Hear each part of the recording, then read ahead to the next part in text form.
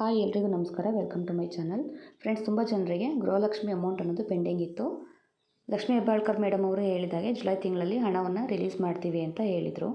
ಹಾಗಿದ್ರೆ ಗೃಹಲಕ್ಷ್ಮಿ ಯೋಜನೆಯ ಪೆಂಡಿಂಗ್ ಹಣ ಜಮಾ ಆಗಿದೆಯಾ ಇಲ್ವಾ ಅಂತ ಚೆಕ್ ಮಾಡ್ಕೊಳ್ಳೋದು ಹೇಗೆ ಅಂತೇಳಿ ತಿಳಿಸ್ಕೊಡ್ತೀನಿ. ಬನ್ನಿ ವಿಡಿಯೋನ ಸ್ಟಾರ್ಟ್ ಮಾಡೋಣ. ವಿಡಿಯೋ ಸ್ಟಾರ್ಟ್ ಮಾಡೋಕ್ಕೂ ಮುಂಚೆ ನೀವು ಇನ್ನೂ ಯಾರಾದರೂ ಒಂದು ಚಾನಲನ್ನು ಸಬ್ಸ್ಕ್ರೈಬ್ ಮಾಡ್ಕೊಂಡಿಲ್ಲ ಅಂದರೆ ಪ್ಲೀಸ್ ಸಬ್ಸ್ಕ್ರೈಬ್ ಮಾಡ್ಕೊಂಡು ನೋಡಿ. ಬನ್ನಿ ಮೊಬೈಲಲ್ಲೇ ಯಾವ ರೀತಿ ಚೆಕ್ ಮಾಡೋದು ಅಂತೇಳಿ ತೋರಿಸ್ಕೊಡ್ತೀನಿ.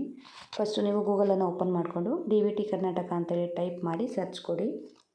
ನಿಮಗೆ DBT ಕರ್ನಾಟಕನ ಆ್ಯಪ್ ಅನ್ನೋದು ಕಾಣಿಸುತ್ತೆ. ಆ್ಯಪನ್ನು ಇನ್ಸ್ಟಾಲ್ ಮಾಡ್ಕೋಬೇಕಾಗತ್ತೆ ಫೋನಲ್ಲಿ. ಆ್ಯಪನ್ನು ನೆಕ್ಸ್ಟ್ ಓಪನ್ ಮಾಡ್ಕೊಳ್ಳಿ. DBT ಕರ್ನಾಟಕನ ಆ್ಯಪನ್ನು ಓಪನ್ ಮಾಡ್ಕೋಬೇಕು.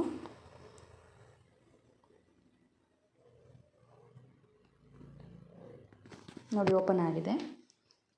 ಈಗ ನೆಕ್ಸ್ಟ್ ಇಲ್ಲಿ ನಿಮ್ಮ ಆಧಾರ್ ನಂಬರನ್ನು ಎಂಟ್ರಿ ಮಾಡಬೇಕಾಗತ್ತೆ. ನಿಮ್ಮ ಆಧಾರ್ ನಂಬರನ್ನು ಎಂಟ್ರಿ ಮಾಡಿ ಗೆಟ್ OTP ಅಂತ ಇದೆಯಲ್ಲ ಅದ್ರ ಮೇಲೆ ಕ್ಲಿಕ್ ಮಾಡಿದ್ರೆ ನಿಮಗೆ ಒಂದು OTP ಅನ್ನೋದು ಬರುತ್ತೆ. ಮತ್ತು ಇಲ್ಲಿ ಕನ್ಸೆಂಟ್ ಇದೆ KYC ಅಂತ, ಅದನ್ನು ಕ್ಲಿಕ್ ಮಾಡ್ಕೋಬೇಕು. ಕ್ಲಿಕ್ ಮಾಡಿ ಗೆಟ್ OTP ಅಂತ ಕೊಟ್ಟಾಗ ನಿಮ್ಮ ರಿಜಿಸ್ಟರ್ಡ್ ಮೊಬೈಲ್ ನಂಬರ್ಗೆ OTP ಬರುತ್ತೆ. ನೆಕ್ಸ್ಟ್ ವೆರಿಫೈ OTP ಅಂತೇಳಿ ಕ್ಲಿಕ್ ಮಾಡಿ OTP ವೆರಿಫೈ ಆಗುತ್ತೆ. ನೆಕ್ಸ್ಟು ನೀವೊಂದು MPIN ಅನ್ನೋದನ್ನು ಸೆಟ್ ಮಾಡ್ಕೋಬೇಕಾಗತ್ತೆ. MPIN ಸೆಟ್ ಆದಮೇಲೆ ನೋಡಿ ಈ ಥರ ತೋರಿಸುತ್ತೆ. ಇಲ್ಲಿ ಪೇಮೆಂಟ್ ಸ್ಟೇಟಸ್ ಅಂತ ಇದೆಯಲ್ಲ ಅದನ್ನು ಕ್ಲಿಕ್ ಮಾಡ್ಕೊಳ್ಳಿ. ಅಲ್ಲಿ ಗೃಹಲಕ್ಷ್ಮಿ ಅಂತ ಇದೆ.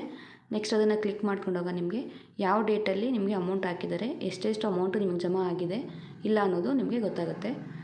ನೋಡಿದ್ರಲ್ಲ ಫ್ರೆಂಡ್ಸ್, ಗೃಹಲಕ್ಷ್ಮಿ ಯೋಜನೆಯ ಹಣ ಜಮಾ ಆಗಿದೆಯಾ ಇಲ್ವಾ ಅನ್ನೋದನ್ನು ಯಾವ ರೀತಿ ಚೆಕ್ ಮಾಡ್ಕೊಳ್ಳೋದು ಅಂತ ಹೇಳಿ.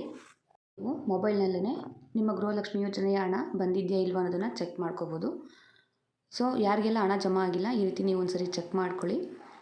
ಸೊ ಈ ಮಾಹಿತಿ ನಿಮಗೆ ಇಷ್ಟ ಆಯಿತು ಅಂತ ಭಾವಿಸ್ತೀನಿ. ಇಷ್ಟ ಆಗಿದ್ರೆ ಪ್ಲೀಸ್ ವಿಡಿಯೋಗೊಂದು ಲೈಕ್ ಮಾಡಿ. ಹಾಗೆ ನನ್ನ ಚಾನಲನ್ನು ಸಬ್ಸ್ಕ್ರೈಬ್ ಮಾಡ್ಕೊಳ್ಳಿ. Thank you for watching. ಮತ್ತೆ ಸಿಗ್ತೀನಿ ಇನ್ನೊಂದು ವಿಡಿಯೋ ಜೊತೆ.